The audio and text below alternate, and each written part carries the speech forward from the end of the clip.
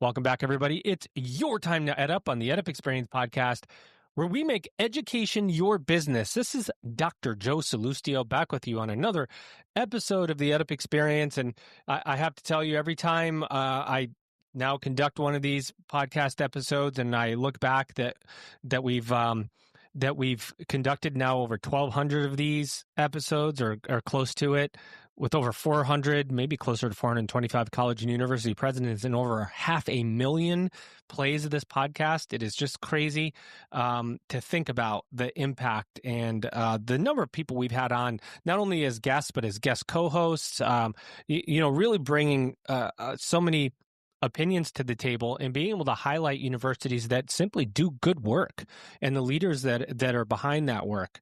I have a great co-host with me today. He's somebody that's been around for a while. I say he's probably been co-hosting with me for a year now, off and on, I would say. Wouldn't you, guest co-host? Yeah, a little more than a year now, Joe. Look at that. You might know him by voice now at this point, ladies and gentlemen. He's the president of Enrollment Management Services at Education Dynamics. He is the only Greg Clayton that I know, at least. Greg, how are you? I am good, Joe. Glad to be here today. Yeah, you ready for this conversation? I'm ready. Looking forward to this one. Well, you're over Enrollment Management Services, so aren't you always ready? Anybody that's doing Enrollment Management Services has to be ready all the time. When you are helping colleges and universities drive revenue, you're always ready. One of my very, very early mentors said, you better check up from the neck up when you're in enrollment management. Right? It's only A game all day, every day. Probably very similar to a college president. A game all day, every day. It's important how you show up to your stakeholders, staff, students, everybody else. And we've got a college president here today. When I said I was going to pepper him with very difficult questions that he'll have trouble answering, he said, just like any other Monday. So, ladies and gentlemen, let's get him on the mic right now. He's Brad Baca. He is the president at Western Colorado University. Brad, welcome to EdUp. Mike, how are you? I am great. Thank you, Joe. It's a pleasure to be with you today. Isn't that true, though? You're an expert in answering tough questions. I mean, you have to be as a college president, right? I don't know if you're always an expert, but you have to be ready to try to answer those questions for sure. You're definitely not always an expert, but you definitely get the questions all the time, right? Those don't stop, no matter how much of an expert you are. Well, level set for the audience. Let's assume somebody that hasn't heard of your university before. Where are you in the world? Who do you serve, and how do you serve them? Block out your calendar, bring your team, and lock in your spot, because Insights EDU early bird pricing ends December 15th. We'll see you in Fort Lauderdale, February 17th to the 19th, 2026. For 3 days, they will disrupt what you think you know about marketing and enrollment for today's modern learner. Support the EdUp Experience for just $5.99 a month and lock in that rate for life. You'll get ad-free early access to episodes. But hurry, price goes up after December 31st, 2025. Visit edupexperience.com. That's EDUP experience.com and click support the show. Great. Well, thank you. Again, it's a pleasure to be with you this morning. So yes, we're Western Colorado University is located in Gunnison, Colorado, which is actually right in the heart of the Rocky Mountains. And we're a regional public institution. We were the first public institution established on the western slope of Colorado. So we were founded in 1901. So we're actually getting ready to celebrate our 125th anniversary next year. So we're really awesome excited about that. We were founded as a teacher's college, but in 1923 we converted to kind of a liberal arts and professional degree granting institution. And so we've had a long history of serving the state of Colorado and the region and the nation, for that matter, in doing 4-year degrees for our student population. We also offer a small number of master degree programs, and as I'm sure Greg can appreciate, in this time of challenging enrollment, we have to figure out ways to diversify our income streams. So, we're serving students in high schools through concurrent enrollment. We've just launched a very successful adult degree completion program, which is one of the most underserved populations in the nation right now, those adults who have some college but no degree. And that's a completely online program. And so we're kind of finding our way through the challenges that higher education faces. Yeah, a good point about the some college no credential population and adult students, and degree completion is often it's not often talked about. Maybe it's assumed that colleges have good degree completion programs. I don't think that's true. I think some colleges focus on that student body, that type of student. Some don't. There is a lot of a PLA, prior learning assessment, that has to be included. Prior learning assessment policies, as I have said many times, you might as well just go read a tax accounting book for some colleges and universities. It can be very complicated on the student's end. How do you navigate that? Who's looking at it? What do I get? What don't I get? How have you accessed this? When you talk about another revenue stream, another student type to help, that is one great big opportunity. Can you talk about Right. what you've done to make sure that your university is ready to serve that student? Well, as is the case with a lot of our programs, it's important for us to find the area of distinctiveness where we can do better than most. And with our adult degree completion program, we found great success in serving K-12 institutions, and in particular paraprofessionals that work within those institutions who have an interest in finishing their degree and becoming teachers. And it's really at the heart of how we were founded as a teachers institution. And so we've been wildly successful in that space in terms of providing a kind of a value-added proposition, not just for the students that are in those schools, but for the school districts themselves. Because as we all know, teacher shortages are creating a lot of challenges for our school districts, particularly in the rural parts of the state. And we live in a rural part of the state. We're in a small town in a small area of the state. So it's important that we're serving our region in a very effective way. And so I'm really proud of that program and what we've been able to accomplish with that. Amazing. Greg? Yeah. Well, found it interesting, Brad, right out the gate that you talked about, looking for ways to diversify your revenue stream, and you kind of honed in on some college no credential population. I read something recently where it's now 43 million adults. I've seen reports where it's 36. It doesn't really matter. Those are big numbers, 36 million, 43 million. But you look Brad at only something. needs 1 million, just one of all those million. That's exactly. You look at a population that big, maybe some are tempted. Well, first of all, you're like ahead of a lot of presidents and institutions in their thinking when you're already ahead and thinking about diversifying. But you look at a number that big and, maybe there's a temptation to boil the ocean a bit. But how did you think about how to hone in on what you did with going to your roots as a teacher's college in your foundation? Yeah. When we first started our program for adult degree completion, we targeted a lot of our former students who had left because that felt like the natural population, right? And I think as we began to explore who those people were, we were finding out that a lot of them were within the K-12 system. And so what also helped us is that we have an extremely successful concurrent enrollment program on campus where we're delivering college coursework in high schools. And the model that we've built has been one that has been highly valued by the school districts because we use their faculty to teach our courses. And so it's like a professional development tool for them. And so I think that combination of finding out where some of our students who left Western are, in addition to the relationships we've already established with a lot of school districts throughout the state of Colorado, was kind of like a perfect marriage for us to say, okay, well, here's a way that we can serve this population that is, hits on one of our strengths as an institution. Yeah, let me just, by the way, you said you're in Gunnison. I lived in Denver for quite a long time and have been to Gunnison before. So, but setting the stage, you're talking about like a really amazing, beautiful place. Right.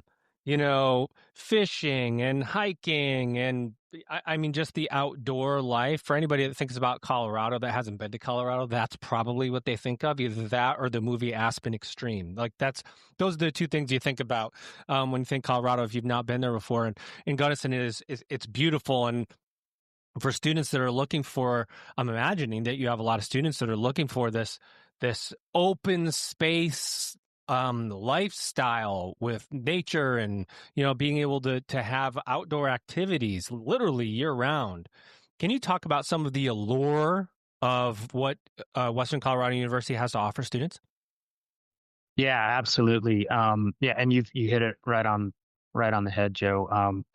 Like I mentioned in my intro, we're in the heart of the Rockies, so we're one of the most beautiful parts of the state of Colorado, and that has been the strength that we've had in terms of not just attracting students, but also how we incorporate that into our programmatic offerings. And so when you look at some of our strongest programs on campus, they're grounded in place. It's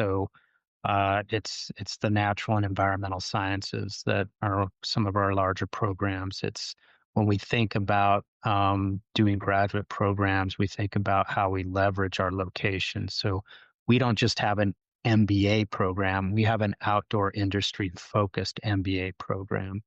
We have a high altitude exercise physiology because we're at 7,800 feet, and we have the highest collegiate stadium in the nation, if not the world, in terms of that kind of atmosphere. And so it's very important for us to recognize that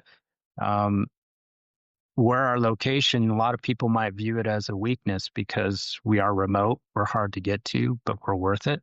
And we utilize it to provide a very unique experience for our students. And you're also absolutely right. We do attract a large portion of our population that's very interested in the outdoor activities. They love to bike, they love to hike, they love to ski, they love to rock climb, and we embrace that as an institution because we do feel like that is an area that makes us distinct and unique and special. Yeah, and Greg, I'll pass it back to you in a second, but I mean, the point I'm really getting at too, and you're doing a great job entertaining me as I'm getting there, is the idea of relevance. Higher education has a relevance problem right now, or at least a perceived relevance problem. And when you can connect programs to areas and activities, and it not only helps with your distinctiveness, and so you can call it market differentiation in a crowded marketplace. So you can differentiate yourself in the market, and you can provide very relevant training for, like environmental science. You can see the through line for careers and jobs. So it gives you a distinct advantage to be able to really rely on physical place, as an attribute rather than we're in a rural community and we have trouble pulling from these outside areas. We have a destination. Now, you're a destination college in many ways. Yes, absolutely. Yeah, we're we have probably one of the highest proportionate percentage of non-resident students for a public institution in the state of Colorado. It is because of our location. A lot of students had visited the Gunnison Valley while vacationing, and they're like, wow, I'd love to go to school there. But I do like your point about relevance too, because when you think about some of the programs that we do, like the outdoor industry is a good example of that. That's a multi-billion-dollar industry.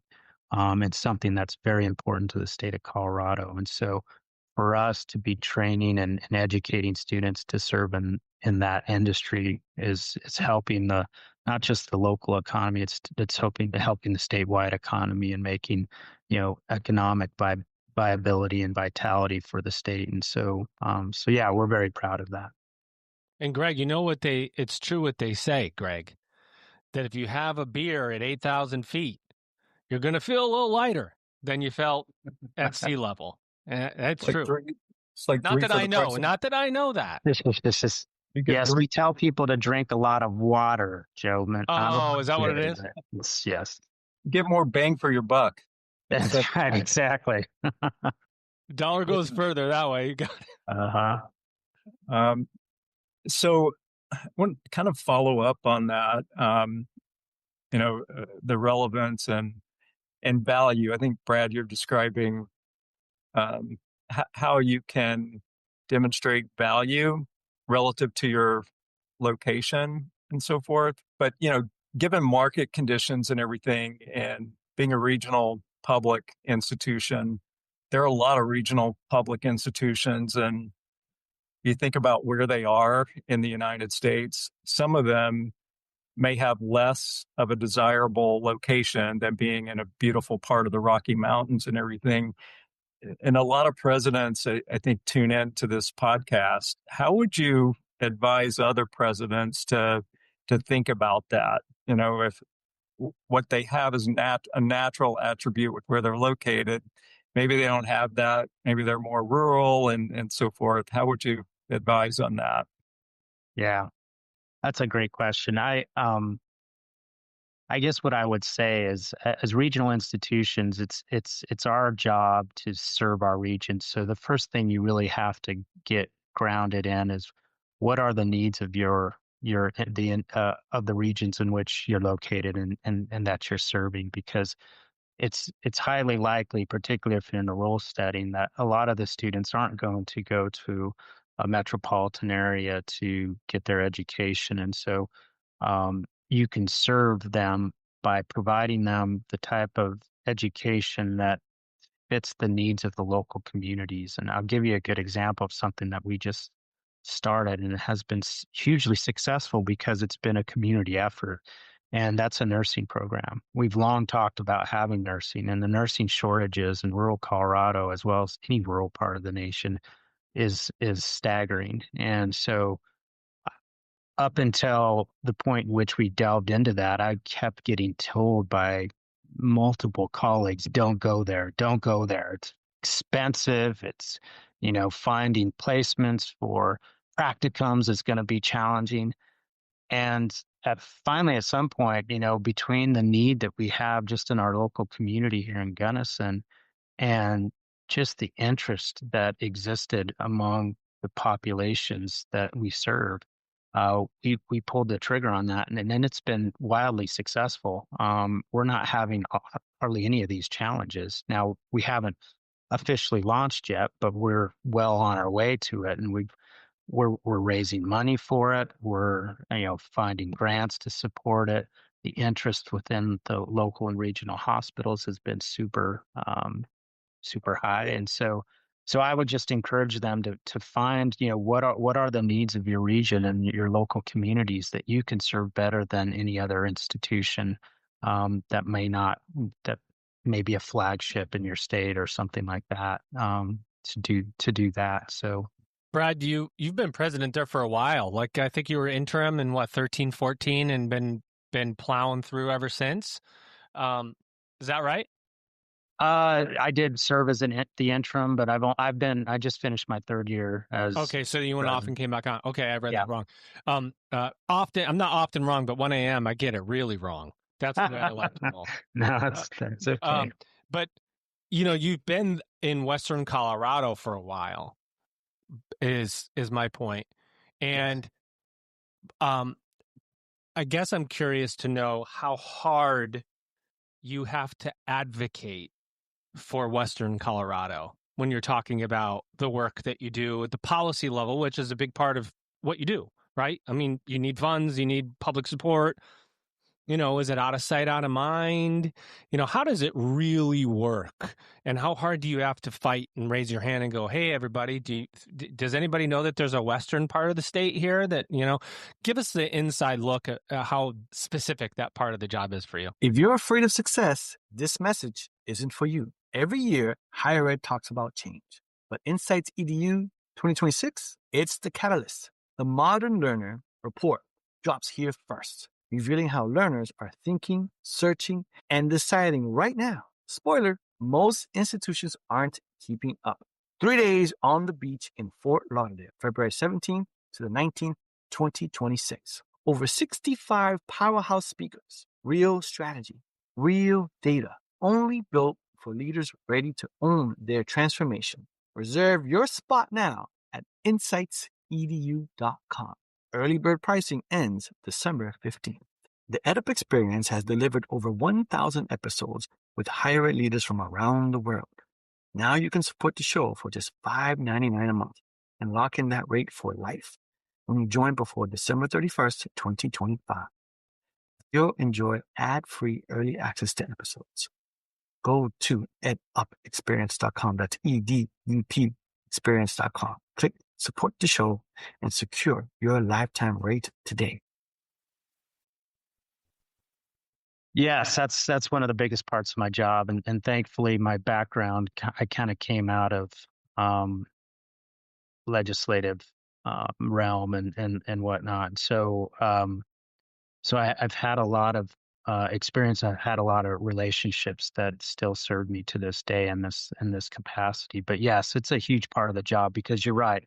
It is easy for those on the Front Range, which is the Denver, Fort Collins, Colorado Springs corridor, to forget that you exist. And so you really need to amplify your voice, and you need to show up. And thankfully, I've got a great network of colleagues that I talk to and work with, and we've got great leadership in other parts of the state in higher education, whether it's the CU system or CSU, that really understand and value the importance of having a diverse ecosystem of higher education in the state of Colorado. And so, but I've also, having been here for 23 years, I've seen how that kind of ebbs and flows over time. Sometimes if you don't have that leadership, you have to talk louder, you have to be more present. And sometimes, they help you carry the water and carry the message. And so, but it is a huge part of the job because we are being small. We don't have the economies of scale. So, the importance of state funding to us is more critical than it is at other institutions. And so it is a big part of my job. And thankfully I've done it enough that I at least know what I should be doing. Maybe I'm not always doing it the best I could, but I know where I need to be when. So that's it. Well, that's half the battle, is getting to the right place, isn't it? Yeah, right. Absolutely. So, Greg? I'm going to switch gears a little bit, Joe, if that's okay. And no, it's not okay, Greg. It's not going to work for. Yeah, of course it's okay. Go ahead. You mentioned something that triggered this thought in my mind, Brad, when you talked about economies of scale as a regional public in a somewhat remote location in Colorado, and everything going on and all the hype with AI. And overall, in higher ed, I think there's what we have seen in conversations with presidents all over the country and institutions of varying sizes. They're trying to find more efficiency in all of their operations, including how they're thinking about growing their revenue or their tuition-based revenue and the diversifying sources of those. How are you guys thinking about AI and its impact on your ability to be more effective and efficient? Artificial intelligence. yes. Getting you ready, Brad. Just get me ready. Thanks for letting me know. It is, yes, it is obviously a very hot topic outside of, how you utilize that technology in the classroom. And here's what I would say about that, Greg. I think it could be an invaluable resource particularly for small institutions. And here's the challenge. And this is what I told the Colorado Commission on Higher Education when I was presenting to them earlier this summer, because they asked a similar question. When you have a very limited staff that is focused on just keeping the trains running every day, our capacity to shift focus and figure out how do we best leverage this new technology to make us more efficient can sometimes be challenging. And so it's not, I don't have somebody who I could just assign, go figure that out and come back and teach the whole campus. And so we're struggling a little bit in that area. We've been partnering with some of our local institutions, which has been a huge success on a number of fronts, is finding out how we can partner to create those efficiencies, to teach one another, to leverage resources and that kind of stuff. And so some of our sister institutions have been doing more work in that area. And so why should we recreate the wheel? So we're kind of learning from them. But I think there's still a lot that we have to learn in that space as an institution at Western, and how we can leverage that. But that has been our challenges, is finding the time and the cycles and our workforce to be able to dedicate to that. Yeah, that's a good point. The pressures of and whether it's board pressure or individual pressure you're putting on as a president, or individual adoption pressures where we go, gosh, everybody's learning in AI and I'm not. There is resource constraints. Think about it from a standpoint of where the industry is. We're seeing a number of schools. One here, very, very well, I'm in St. Louis, one very, very well-known university here in St. Louis that dropped 300 jobs yesterday, or some ridiculous number.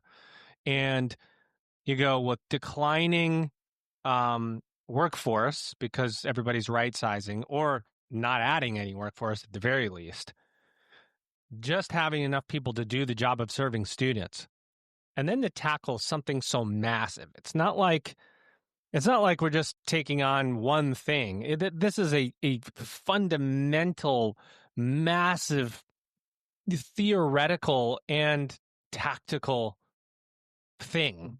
Artificial intelligence. It's not a short term, like, okay, for a week, let's just peel off and we'll go and AI the crap out of this thing. And again, everybody's going to be, are you AI'd? Yes, I am. I'm AI'd. It's not that easy.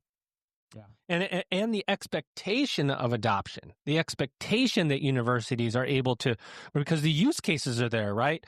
Credit transfer, AI generated credit transfer, degree AI, underlying AI for degree audits, alumni tracking. I mean, you just think about the applications are there, but getting it done and having the capacity and the people to go and look at all the tech stack, which, by the way, it's not like you have a bunch of tech people sitting around looking at all these AI programs. You're talking about functional users that are doing something related to the job they've always served, who are going, okay, wait a minute, what do I do?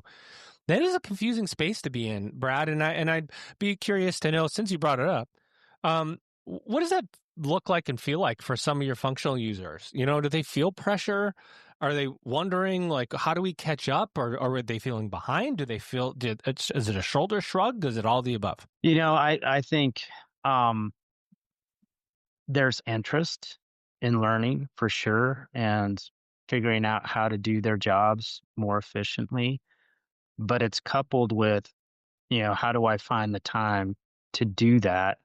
And then you add on top of that just the ever-changing pace and evolution of this stuff. What you're working with today as it relates to AI in 3 months can be so outdated and not the right way to do things anymore, is challenging. So I would say it's interest coupled with stress, because the other thing that we're constantly having to figure out is, how do we meet the ever increasing demands and needs of our students, who are coming to us more and more with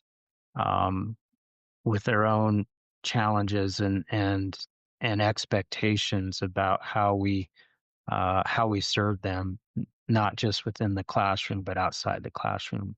And so So you got that stress point too of how are we, creating an experience that they have an expectation for. Yikes! It's a lot to do. It is a lot to do. Yes. Greg, you can keep going. You asked a good question. I just asked a follow-up. So you were the brilliant one. I just piggybacked on. No, I think, Brad, I think it's interesting your perspective on it. And it's, I think, from what we learned from a lot of other institutions, it is overwhelming to think about it. And the expectations, are there as well. Like all this tech is out there, and there are some schools using point solutions in different places to solve different problems. And I think trying to figure out where you start with it is just fundamental question number one. And you pointed out how it's kind of a stress point, even though there's interest in finding the time to try to figure out where you start with it. And then if you start somewhere and it takes you 3 or 4 months to get something going, there's probably something better that comes along just at the point when you're ready to implement it and everything. So kind of knowing all of that, and then also thinking about the competitive forces in the marketplace. And you mentioned you're trying to meet the needs of your students all at the same time. All of this stuff is converging, and I'm trying to build up to a question here, but I'm really admiring it. I feel like I'm admiring the problem, that everyone's very much so. But I guess my question is, knowing all of that, how would you advise other presidents to think about tempering? You have to try to make progress. You have to serve students, but at the same time, you have boards and so forth that have expectations set. How do you advise on tempering those expectations and at the same time demonstrating that you're making progress? Yeah, I for me, what I try to do with my board and with my campus community is I try to lay out very focused and prioritized objectives for a year, for a semester, and try to keep us as focused as we can on these things. And the things that we're focused on are things that are going to help us grow enrollment or improve the student experience or do the things that are going to markedly shift us in a positive and good direction. And because it's easy to get distracted with all that you can be doing as a president or as an institution. And so, and I recognize that's easier said than done, because, you can come to work to any day and say, this is what I'm going to do today. And then you're sidetracked by, a tragic event, like a student who passed away or some angry alum who's, beating down your door to complain about something. So I understand. Yeah, there's a lot of things that can get you off track, but I really try to keep us focused. I have a set number of metrics from our strategic plan that we actually stay pretty focused on, and so I guess that would be my advice and my strategy is just be consistent with what you're saying in your message and what you focused on, and that might be able to help you avoid some of the distractions at times. Just as a quick follow-up to that, Brad, and you probably, look, there are so many, thought leaders and people who write and tell administrators what they should do, right? I mean, when you read the trade publications, you should do this, you should do that. And there's a should, like you should go out and hire like an AI expert and bring them on your leadership team. You should go do that, Brad. And what is that reality from your lens when you read something like that, or you hear somebody talk about that? Well, all presidents, you just go hire, the chief strategy officer that has an AI underpinning to them and go do it tomorrow. What's the reality of even thinking about that? whether it's budgets or morale and culture. I mean, tell us what goes through your mind when you read something like that. Yeah, when I read something like that, it's always trying to strike when I have time to read. I'll start with that. Fair. Striking that balance between, because I'm very aware of the perception of creating extra administrative positions when where you might get the best bang for the buck is putting it into the classroom and giving a really good classroom experience and an educational experience. And so that's always first. And so we've toyed with the idea of, in fact, I have a job description for a chief strategy officer or something like that. And but I haven't been able to find the resources because I'm like, well, can I get some private money to help support this? Because I do think there's value to have that extra, those extra individuals with expertise or who can really focus in that space and help us, think about what's next when we're, trying to be focused on both what's next and how we get through the day. And so, but it's challenging, particularly for a small institution. I don't have 15 VPs. I've got 4. And a lot of them have responsibilities that span a whole variety of areas. And so for some of us, it's an easy answer. I don't have the money.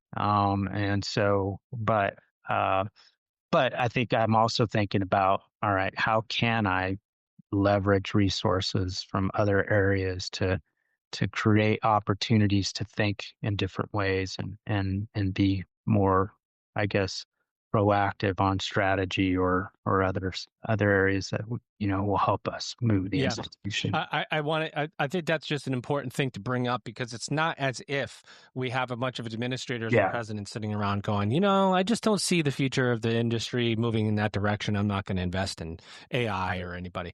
Mm-hmm. No, I mean, there's a desire to move the business model forward, except, especially if you're dealing with state institutions, you have specific funding models. You have some have collective bargaining with faculty, some have faculty pushback, any kind. Sometimes I want to add a position and there are people in the institution that go, well, why didn't I get that one? So there's a lot of cultural factors to think about when it comes to the institution, how to serve the students most effectively. If you're already dry in other areas, what can you add? What should you add? There's so many considerations.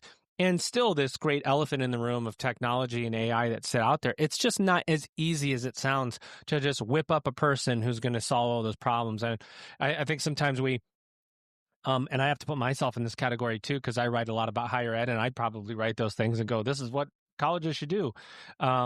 It's just never as easy as it's written down on a piece of paper. There's always so many factors. And if you think there's 10 factors, there's probably 30 that have to be considered. It's never that easy. And that's, I think, something that goes not often stated as much as we'd like to state it. It's especially amidst, like I said, staffing declines. People are trying to right size their institution, or whether they have declining enrollment or not, or even if they have enrollment that's increasing, to make sure that they're taking measured steps so they don't overstaff for a bump in enrollment. And there's a lot of consideration to it. Anyway, Brian, I was saying maybe some of the things that I know probably went through your mind, and it's like, gosh, it's not that easy. Yeah, no, it never is. There's always complications, but we work through them. Yeah, it's like having Greg as my co-host. I mean, it's just never that easy. There's always complications, something, always some angle I didn't consider. Greg. Exactly. So, but it keeps it interesting here. Exactly. Keeps you on your toes. And Joe, you know what you're making me think of now that you said that? My team, we're pretty large scale, company and team and everything. And I heard, it wasn't on the EdUp podcast, but I spend my mornings, sorry, Joe, I spend about an hour every morning. It's my time. And I I take a walk for about 5 miles, and I listen to podcasts and different things. EdUp is but in you're the saying rotation. not the EdUp experience. You're listening to podcasts, but not the EdUp experience? This is Of lunacy. course, I listen to the EdUp experience, but the thing I'm thinking about, not in this example, is what you're saying. not in this example. In this Here example, live on the EdUp experience podcast. You're just it's a good example. But Right. Anyway, go it's ahead. in the EdUp is in the EDU rotation. EdUp is it. There's no other. I mean, you place to started go. down this path. I'm just walking with you. Greg. But there was a podcast in a different segment that I was listening to, and the guest on there, who's a well-known, one of the Shark Tank guys, said something about signal to noise ratio and how the best leaders are able to have a higher signal to noise ratio. And that really connected with me. It was like 5 minutes of talking about this, and it changed my thinking. And I started thinking about myself, like what is my signal to noise ratio? And what you said earlier, Brad, about focusing on your strategic plan and your metrics and your KPIs and measurement and everything associated with that, to me, that sounds like signal. And when you do not have a lot of resources to work with, that is probably super important to try to, the noise around AI, the noise around what Joe said about me earlier, and stuff like that. You have to try to filter that out and find where the signal is and what's the most meaningful signal that you're getting that's connected to your strategic plan. Do you think about things like that, or as a leader? Now, you must hear a lot of noise, a lot from different places around you. How does that kind of thinking connect with you as a president? Yeah, I love that that story you just told, and that does resonate with me. And how do I think about it? Well, I think it just goes back to, well, first off, I've been here at this institution for 23 years, so I feel like I have a good finger on the pulse of what some of our challenges and opportunities are, and so um, the effort that it takes to kind of convince others and to get people on board and make sure that people are we're all rowing in the same direction. We're all in general consensus about where we want to go is one of the first things you want to do, because if you want to create noise, I mean, it's easy to do that by just not getting buy-in on the direction you want to go, and so try to work. I work as hard to build the relationships and convey my vision and talk about where we need to head as an institution and hear what others have to say about that, but continue to stay focused on those things that you truly believe are going to make progress. And then when they do, I mean, it's celebrating it. We've been in the last 3 years extremely successful with our fundraising, and I think it's in part because we're able to convey a vision and a direction for the institution that people want to be a part of, and so I think it's a lot of that. It's a lot of relationship building. It's a lot of listening. It's a lot of how can I incorporate your concerns in the direction we're headed, but not get us off track. No, it's great. And, Brad, you provided us with some incredible insight today. We have 2 final questions for every one of our guests as we wind down the episode. Number 1, more of an open mic for you. Tell us what else you want us to know or our audience to know about Western Colorado University. Anything that you want to add? If you're afraid of success, go ahead and tune out, because this segment is not for you. Every year, Higher Ed talks about change, but Insights EDU 2026, that's not another conference. It's the catalyst. It's where fresh data drops, revealing real insights on how modern learners are thinking, searching, and deciding right now. And here's a spoiler for higher ed leaders. Most institutions aren't keeping up. 3 days on the beach, February 17th to the 19th, 2026. in Fort Lauderdale. Over 65 powerhouse speakers, 40 sessions, zero fluff. We're talking unfiltered strategy, AI integrations, and forward thinking built for the leaders who want to disrupt before they're disrupted. So here's the question. Are you ready to lead transformation or be overtaken by it? Reserve your spot now at insightsedu.com. Early bird pricing ends December 15th. EdUp Experience has brought you powerful conversations with more than 400 college presidents and higher ed leaders, over 1,000 episodes and counting. Now, we're inviting you to join us in shaping the future of higher ed podcasting. For just $5.99 a month, you lock in that rate for life, but only if you sign up before December 31st, 2025. As a supporter, you'll get ad-free early access to episodes. Prices go up after December 31st, but your rate never will. Visit edupexperience.com. That's EDUP experience.com. Click support the show and join our community today. Well, I again appreciate the opportunity to visit with you all today, and I guess the only thing I would add is, we're a great institution. We punch well above our weight. And if you're interested in the outdoors, if you're interested in having an experience that is kind of grounded in place, consider Western, and we'd love to have you come visit us sometime. And then finally, to take us home, what do you see for the future of higher education, Brad? We always leave that one for last. It's like an easy one and then a hard one, and we sandwich them right at the end. Right. Yeah. We have struggled as an industry to battle the perception that we're not worth it. And we need to figure out, because there is so much evidence that demonstrates that it is. We need, as an industry, to figure out what is going to resonate with the general public about the value of higher education.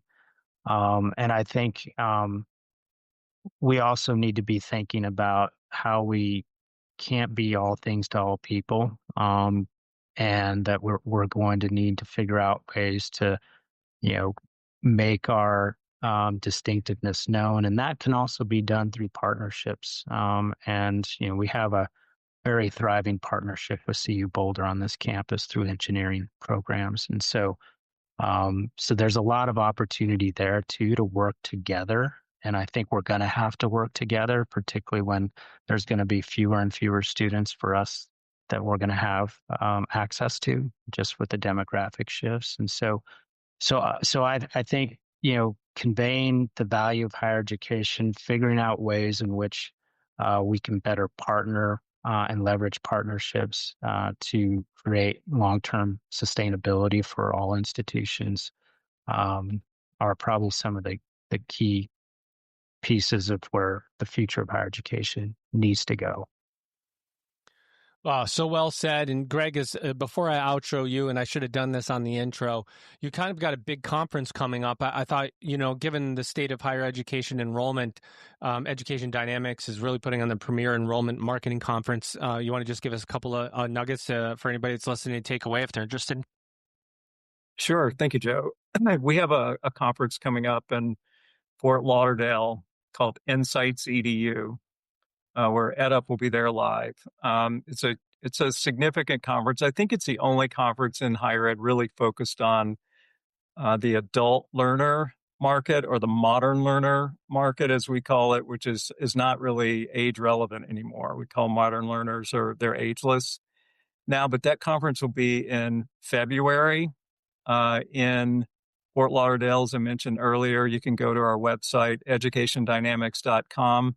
to get information on that. We invite all of the industry to it. We usually have around 400 attendees at it. We'll have presentations from Google and all the ad platforms. We'll be talking about AI discoverability and some really big topics in higher ed right now that are relevant to driving reputation and connecting it to revenue growth and financial sustainability for institutions and connecting with the modern learner and really solving some of the things Brad just talked about, the perception in higher ed of the value of the degree and the future of higher ed and what students are truly looking for. And at it, we release our new modern learner preferences study as well there.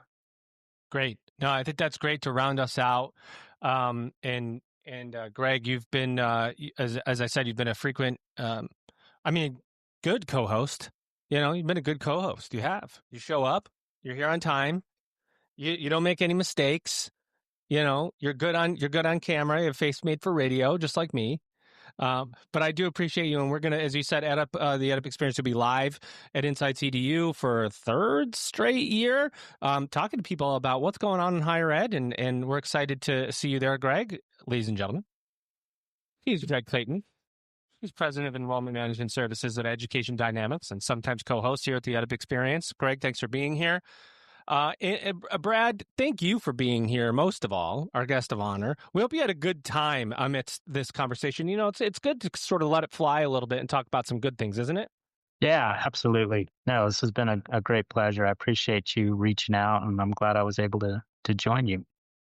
Ladies and gentlemen, he's Brad Baca. He is the president at Western Colorado University. Check him out. They're in a really, really nice place. Really, It is that beautiful. Ladies and gentlemen, you've just EdUp'd.